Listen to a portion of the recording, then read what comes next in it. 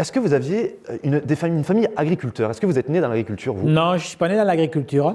Je suis un enfant de ces montagnes, un attachement très fort au village des Cabanes, avec une mère enseignante, un père qui avait été marchand de vin pendant très longtemps, qui allait chercher le vin à Carcassonne et à Tuchan, et qui, avec le cheval et la remorque, le distribuait dans tous les villages de la Haute-Ariège. Et puis, quand on a bu un peu moins de vin, qui a fini sa carrière au Tal de Luzenac. Voilà. Par contre, depuis tout petit, je savais que je ferais ce métier.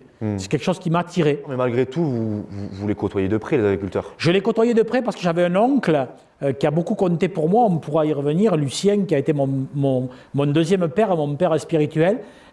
J'étais toujours dans ses pattes. Je ne supportais pas quand mes parents m'amenaient à la plage à Canet. Moi, je préférais rester à la cabane du Vacher, ici à la montagne.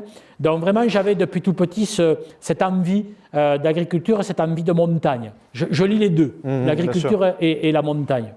Et donc j'ai fait des études agricoles parce que c'était la suite logique de ça. Ouais. Et après j'ai été conseiller agricole en chambre d'agriculture. C'est assez rigolo. C'est-à-dire que dans les années 85-6, j'étais conseiller agricole à la chambre d'agriculture que 30 ans plus tard j'ai présidé. Vous en avez parlé, votre mentor, comme vous dites, votre père spirituel, Lucien, donc, a pu vous offrir une opportunité?